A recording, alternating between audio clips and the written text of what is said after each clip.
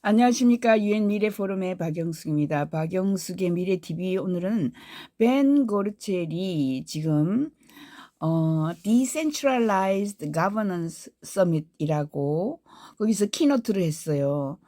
분권화된 거버넌스 정상회의입니다.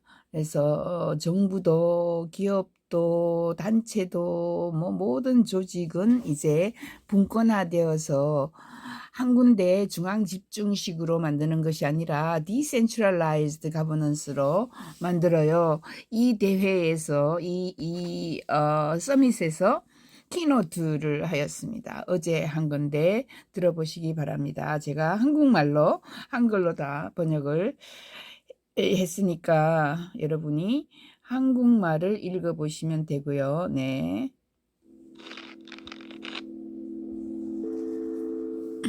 Good morning, good afternoon, good evening, good night, wherever you are tuning in to the first SingularityNet Decentralized Governance Summit. My name is Janet Adams. I'm the COO of SingularityNet, and it's my great honor to introduce you to the main track at today's Decentralized Governance Summit. So SingularityNet is moving into a new phase of exciting decentralization activity. We're following in the footsteps of our incredibly talented cousins at Cardano. We're launching our own efforts to decentralize. We follow our vision to create open, democratic, and fair artificial intelligence that benefits all of humanity, not just the privileged and elite few. And we passionately believe in this mission. We also believe that the best way to do this is to let you, our community, lead the way. So today we're bringing together a beautiful and brilliant group of people. We have experts, thought leaders, and pioneers in decentralization with us to share their wisdom and experiences with us to help us on our way on our decentralization journey. Today, we'll be learning from the wisdom and experiences of those who have already begun to pave the way towards decentralization. Of course, from Cardano, who are moving into decentralization on a large scale as they enter the age of Voltaire, but also the beautiful, diverse ecology of projects such as ICOG, Priceless DAO, and Menagerie. We will draw from the vast treasure trove of knowledge offered by experienced researchers such as our very brilliant chief alchemist, Dr. Mihaela Ulyaru, the DAO Research Collective, and of course our own in-house decentralization report commissioned by the Supervisory Council and expertly executed by our decentralized leaders, most notably Esther Galfalvi. But most of all, we want this summit to be a starting point for our wonderful and loyal and supportive community to start generating new ideas for the decentralization of SingularityNet. At the end of the day, we will have an AMA session where you can ask all your burning questions, raise comments, and start getting involved.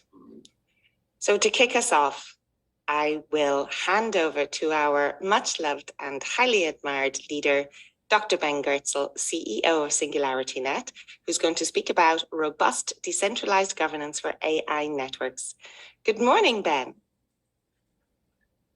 Hello, good morning. And yeah, thanks for that wonderful introduction. So I'm gonna give a few remarks now to sort of frame all the other in-depth and interesting presentations that we're gonna have today in this decentralized governance summit. And it was really a tough decision to split this day's summit among multiple tracks as we've done, because I mean there's great stuff in all three tracks. There was just too much stuff to fit into one day, but we wanted to make a one-day thing instead of a complete marathon. But everyone's presentations are, of course, they'll be available for viewing afterwards, and it's not like we're solving the issues of decentralizing governance completely today. So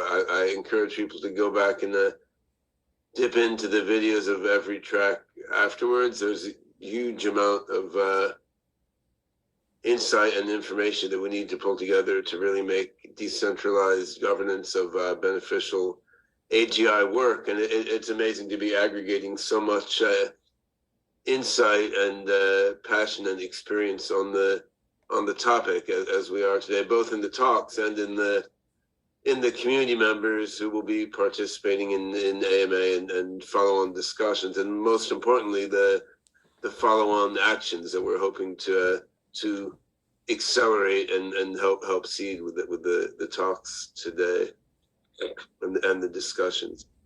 So I want to begin by bringing things back to the core mission toward which SingularityNet was founded, which is creating beneficial artificial general intelligence, and based on the premise that decentralization is likely to work better for creating beneficial decentralized AI than having a single company, government, or other elite group running things when this AGI emerges.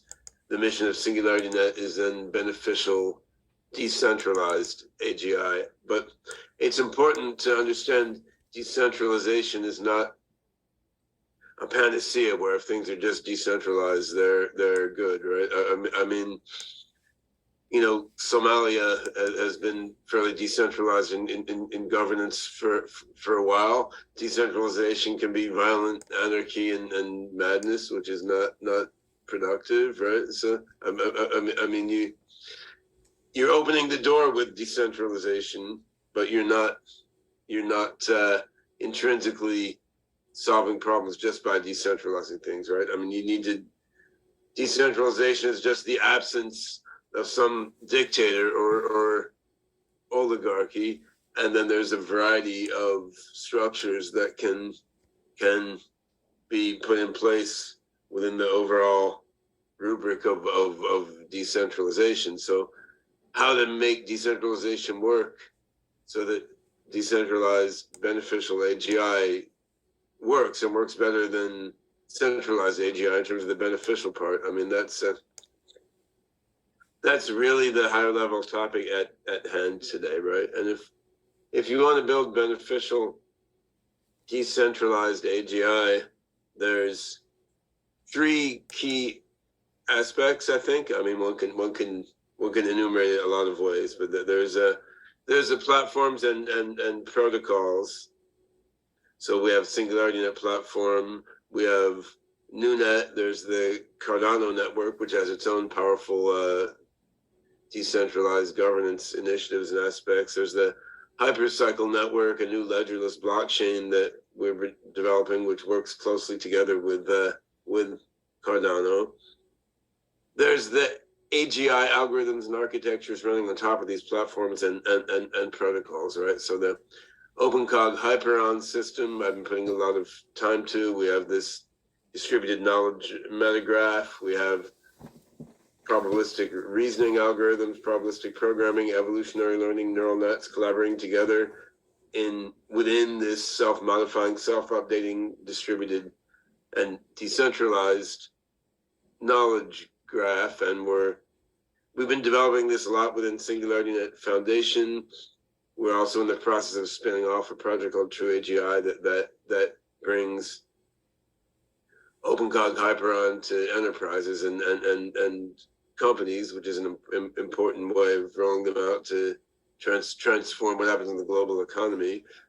You have large language models, which have been certainly the rage this year, have done some incredible things. And we have a recent SingularityNet spinoff called Zarka, which is building decentralized large language models, initially focusing on transformer neural nets, but then bringing in more from Hyperon with logical and evolutionary algorithms to increase this sort of attention to factuality and the creativity of the networks. And all these things can connect together, right? So Hyperon and large language models can work very closely together. True AGI's enterprise APIs, Zarka's end user interfaces, SingularityNet NewNet, Cardano Hypercycle provide the tools for piecing all these things together to form a variety of applications. And this brings to the third key piece, which is governance. I mean, you can have these protocols and platforms with algorithms and architectures running on top of them. And the software can be running on a bunch of different machines with a decentralized crypto protocol. But unless you have a meaningful decentralized governance mechanism underlying all of this, you know, this decentralized network of machines can still, in effect, be controlled by some small set of parties, and you're back to the dictatorship or oligarchy that you wanted to avoid, right? And so there's a lot of good ideas out there regarding how to make decentralized governance work. I mean, there's a bunch of projects with DAO in their name out there that have various forms of decentralized governance underlying them. It's fair to say that getting decentralized governance right in the blockchain world is still very much a work in progress, as is getting democratic governance to work in the world of regular politics, still very much a work in progress. I mean, Winston Churchill famously said something on the order of democracy is the worst possible government system, except for all the others we've ever tried. And I mean, the wisdom of that is revealed again in the domain of ordinary politics at the national and local level. So getting governance right is hard, just like building decentralized protocols and platforms and AGI algorithms and structures right is hard. We've got a lot of hard things to do in a way that's coordinated together, and that really brings us to the fourth aspect, which of what we need to do to get beneficial decentralized AGI built. I knew there was more than three aspects when I started out here, which is the actual human beings who are now coming together to do all these things, right? I mean, once you get human level AGI, then the AGI is rewriting its own code, it's designing its own hardware. If we do it beneficially, the AGI will be doing this coupled together quite closely with people, but the AGI will also, in principle, be able to do it autonomously, right? But we're certainly not there yet. We may be close in terms of number of years, but even so, because of exponential advance, there's an awful lot to do between here and there, right? Which means that it's people who are pulling all this amazing shit off now. It's a lot of you who are listening to me ramble on here, right? So we need to complete these protocols, platforms, algorithms, architectures, and we need to complete figuring out these governance mechanisms as well as participating in them. And I think decentralized governance of AI and AGI networks, it's important in two related ways. So it's important once we get to a human level AGI, and it's also important with what we're rolling out between here and that point, right? For the rollout of progressively more and more effective and impactful and intelligent systems. So the former bit, to have democratic governance once we get a big breakthrough to human level AGI, should be clear to anyone with the slightest amount of intuition and knowledge about how human real world political and corporate systems work. I mean, when you look at the history of AI in the last decade or so, I mean, 2014, you had AlexNet and some other computer vision breakthroughs. Then in 3 years, bang, bang, bang, bang, bang, bang, you had a wave of computer vision. Suddenly face recognition's everywhere, and computer vision is a quasi-solved problem. Natural language processing, you had BERT coming out of Google Brain in Mountain View, right? And then when was that? 2017, 18. Then a few years later, here we are with GPT-4, ChatGPT, natural language processing. Certainly not really a solved problem, nor is computer vision yet, but it's solved enough that NLP becomes a major technology that's going to transform one industry after another, rather than something off in the research corner. So I suspect the same cadence will happen with AGI. Someone will make a tremendous breakthrough toward AGI. Possibly our team with the OpenCog HyperOn at SingularityNet, to AGI's archive, etc.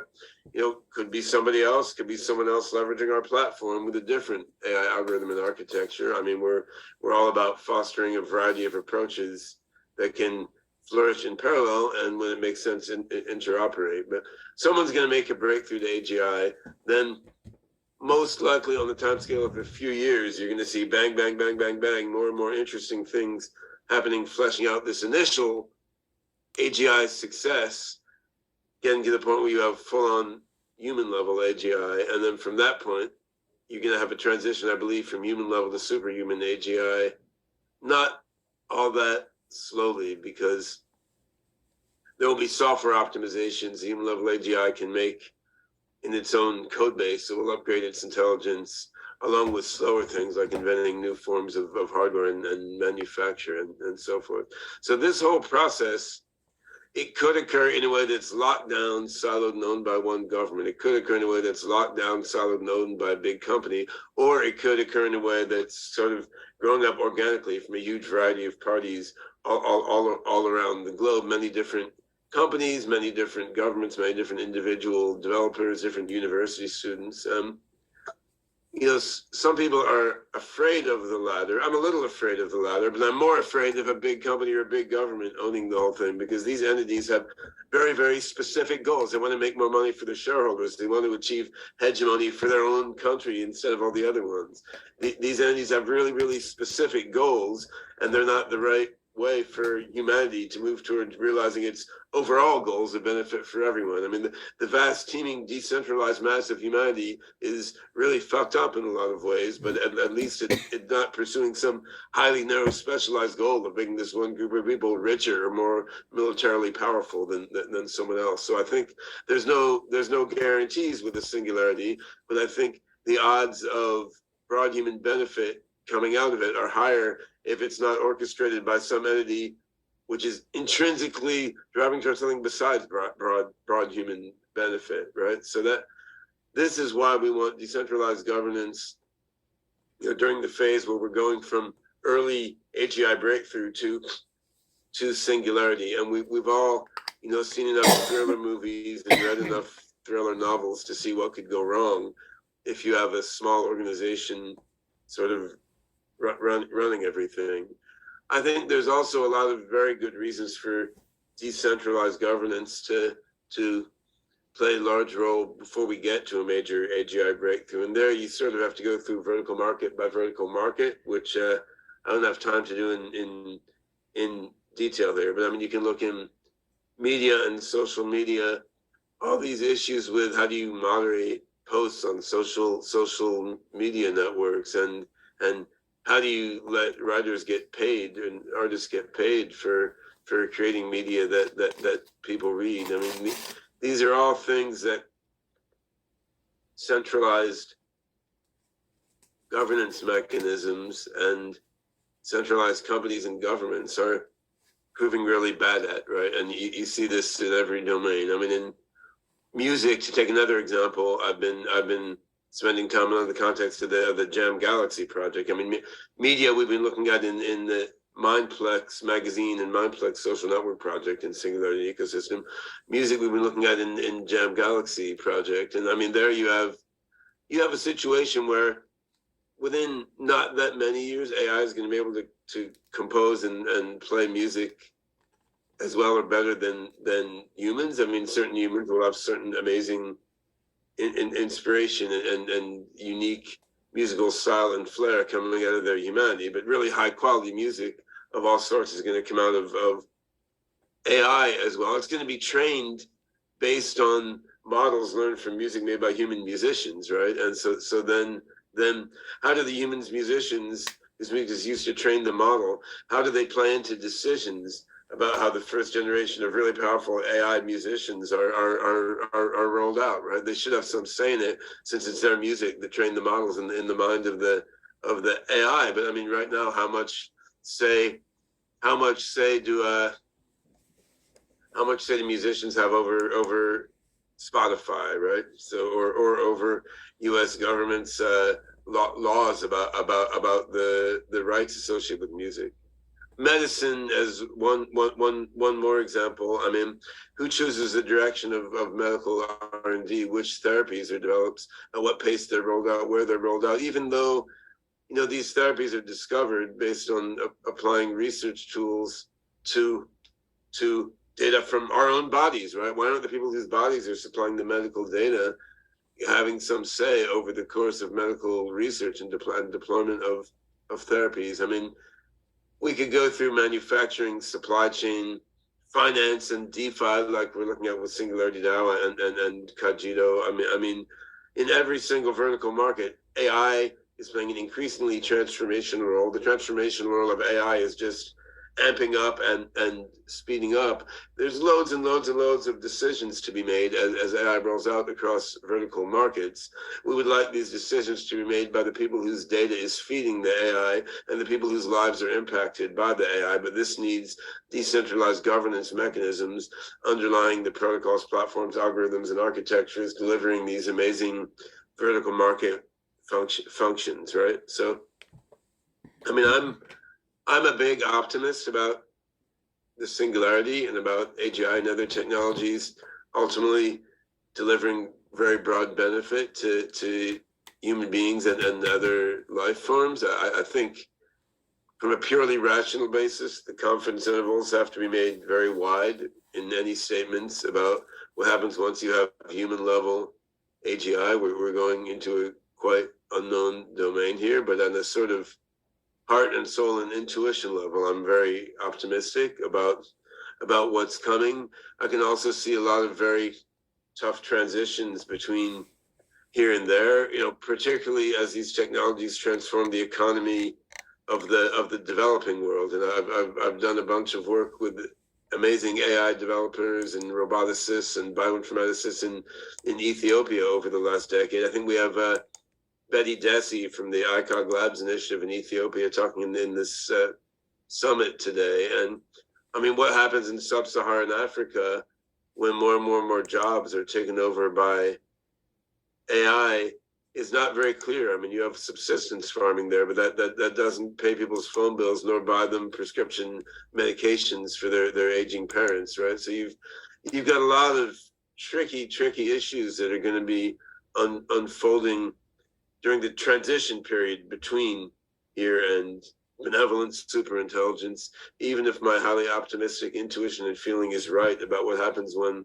beneficial superintelligence comes about. And I think this transition is going to come out a lot better if we have the full global brain of humanity, the full decentralized brain power of humanity across all walks of life, all economic strata, and all parts of the world, putting their minds together toward governing this AGI network as it emerges. I mean, until you have superhuman AGI, humans are still in control of this network. I mean, if everyone decides to turn off the computers that are hosting a decentralized AGI network, they can turn off those computers, right? So I mean, it's not until you have AGIs that are really significantly smarter than people that you get into a scenario where the governance is truly by the AGI. In this transitional period, we're talking about decentralized networks just governed by as much diversity of human minds and hearts as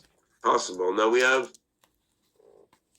mechanisms for this that we sort of understand. I mean, there's a lot of organizations named DAO out there. There's experiments in decentralized governance, many of which we'll hear about during the summit today. I mean, most DAOs don't currently work that well in terms of decentralized governance. There's various well-known problems, like, you know, 3 founders of a project own almost all the tokens. So you have a 1 token, 1 vote governance mechanism. So then these whales, in effect, control all the votes. So they control everything. Or you have other more prosaic issues, just low participation in votes, or low level of understanding of what's being voted on, right? And I think all these problems are solvable, but we need to put more attention on solving them. And we've seen in the history of SingularityNet some actual instances of democratic governance. I mean, the Singularity Net Phase 2 vote was the largest one, right? I mean, we made a vote a couple years ago to double the total token supply of Singularity Net's AGI token, now AGIX token. And this was a hard decision to come by. It's not what we planned when we started the project, but the crypto markets had behaved very differently. The advance of supporting technologies had come much more slowly than we thought would happen when we founded SNet in 2017. So we reached the point where it seemed that the best way to optimize the growth of the project, we increase the token supply. That needed a vote of token holders, and the process of working toward this vote was a process of engaging in a lot of dialogue between myself and the other most active Singularity Net developers. Process of fairly intensive dialogue with members of the community to explain what we were doing, why we'd come to this point, why this was the best decision. And I mean, I didn't vote in the election. The other largest, not that I have enough tokens to swing the vote personally anyway, but I mean, none of us who were the primary founders and largest token holders voted. We didn't want to make it an oligarchy. The community as a whole voted for the Phase 2 proposal, and this was genuine decentralized governance in as much as it can be in an early stage project. The deep funding initiative that you'll hear a bunch about today within Singularity Net, which is modeled in a loose way on Cardano's Catalyst program, right? So these are also genuine decentralized governance, and they're based on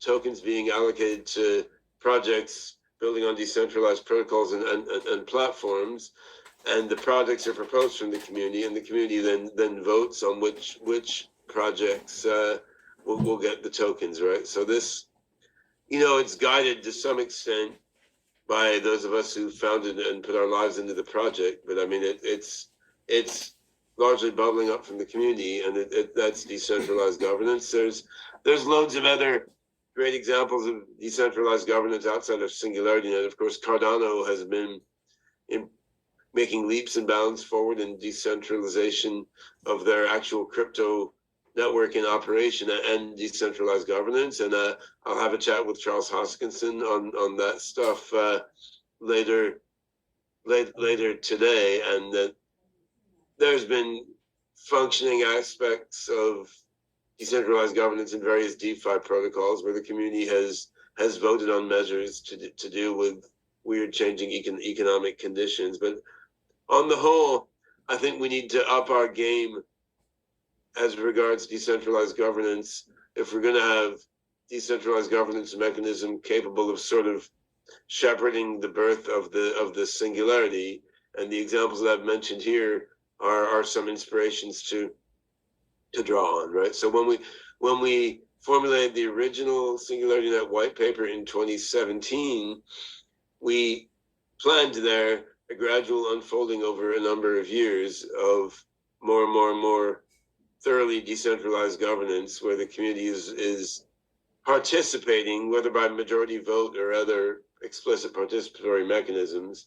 The community is participating in more and more decisions on how the decentralized Singularity Net AI network unfolds. Right now, we have not progressed as fast with that as we wanted to for a variety of different reasons. But I mean, the biggest one is just it's taken longer for the community as a whole to figure out how to do decentralized governance really well. I mean, we do want to fully decentralize things as much as we can. We want to totally decentralize things before we get to superhuman AGI and the singularity. That's really the best path forward.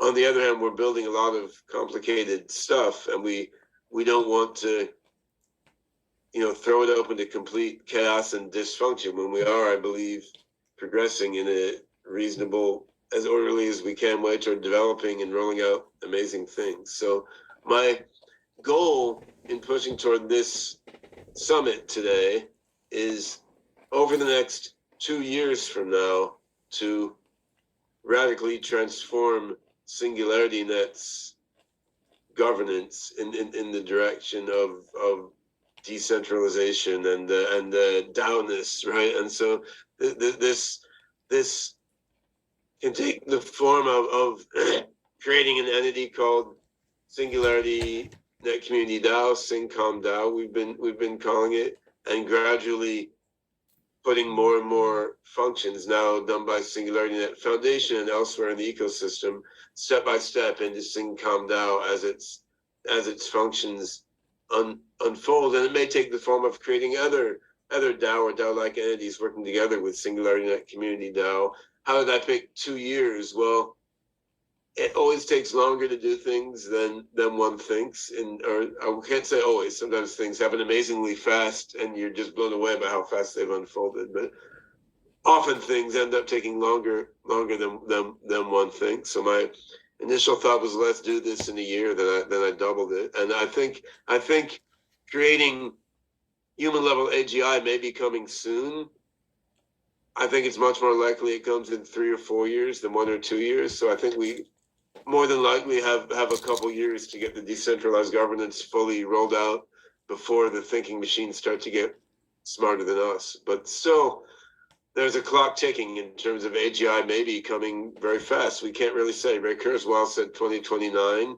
Could be a few years after that. Could be a few years before that. So I think we really need a sort of fire under our collective butts to get decentralized governance fully rolled out and working before, lo and behold, we found we've actually achieved what we were after, and we've created decentralized AGI. I mean, just as ChatGPT popped up faster than anyone imagined, another big breakthrough, bringing us even further toward AGI could unfold faster than anyone imagines, and it could happen within Singularity Network, right? So we're not presenting the answers to decentralized governance here.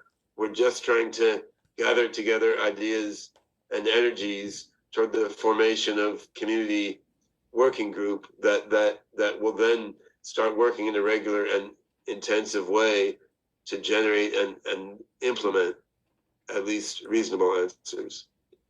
So yeah, that's the program for the day, and now let's proceed to hear some of our amazing speakers, and then on to some community discussions. Thanks so much, Ben. Always so inspiring to hear you. There's lots of lively chat going on YouTube. Hi to everybody on YouTube. Thank you so much for joining us today.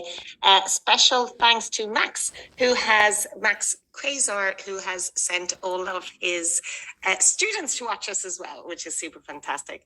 Ben, do you have a couple of minutes for a couple of questions from the community on YouTube? Yeah, definitely. Before we switch off, if you have a little look in the Zoom chat, you can see them in the Zoom chat. But I'll start with Anton Carlson. First question. He said, what other projects can draw attention to SingularityNet before AGI is achieved? Something that will be used as much as ChatGPT. It's not core on the centralization subject. So maybe if you just go briefly and I'll find a decentralization. Yeah, I mean, ChatGPT obviously got so popular because of functionality that was just smarter than things that came before, even though it's severely limited in many ways. So if we look at the plans of the True AGI and Zarka spinoffs and the core AI R&D within SingularityNet Foundation, I mean, one thing we're looking at there is putting large language models together with logical reasoning systems and evolutionary algorithms to make, in essence, to oversimplify, like make a ChatGPT that's less hallucinatory and banal, right? And it knows how to connect its statements with reality, and it can invent some new things that are not just facile recombinations of what's in its training data. So what one answer is a better successor to ChatGPT than GPT-5 may come out of the cross-paradigm AI R&D that we're doing within SingularityNet ecosystem. But of course, A broader answer to that can be found by looking at the array of projects we've been spinning off from SingularityNet. I mean, Rejuve dealing with medicine, and Tsingtao and Cogito with aspects of DeFi. Mindplex has launched a magazine, but is launching a decentralized social network fairly soon, right? So I think these different spin-offs, they've taken a while to germinate. They're still early stage, but each of them actually represents a certain direction for creating an application that serves some critical user needs in a way that runs on the SingularityNet platform. And the notion is we need to kindle the fire, right? You get a couple things, even one thing with a large number of users back-ended on the platform, then others can see the potential of the decentralized modality. Thank you very much, Ben. Questions are coming in thick and fast now, so I'm going to speed up with them. BCM Strategy Inc. says, compelling optimistic vision, but how does one deal with those that are not interested in operating with integrity? Not everybody is honorable, and not all honorable people, or not everyone, can afford to buy tokens to participate. Yeah, I think, you know, I'm old enough. I remember when everyone said open source wouldn't work because people are too greedy, and then after it started working, people are like, oh well, yeah, things are more complicated than that, right? And actually, people will contribute to an open source code base for a mix of their own benefit and the desire to contribute to the world, right? So I think it's not always intuitive how communities are going to come together to make these decentralized informational organisms work, and sometimes they work better than our sort of cynical intuitions about people would predict. I mean, another point to think about is there's so much more destruction that could happen on the planet right now with technology already developed. I mean, there's many bad things happening in the world. There's wars all over the place. There's poverty. There's a lot of bad things. You don't have organizations like, say, SingularityNet or OpenAI or Boston Dynamics coming together with, you know, a couple hundred genius IQ people and some millionaire investors coming together to figure out how to destroy a lot of people, right? I mean, that's not what's happening on the planet right now. So we have technologies that can be used for good, can be used for bad, can be used neutrally. And I mean, you have people trying to use these for their own self-interest, people trying to use them for broad benefit, but things are definitely shifted toward the good goals instead of the bad goals, right? And the groups trying to wreak destruction on the planet, by and large, have worse technology. So it's interesting that for all the screwy aspects of human psychology, I mean, there is, lo and behold, there's a bias toward people trying to use advanced technology to advance in a positive way and help other people.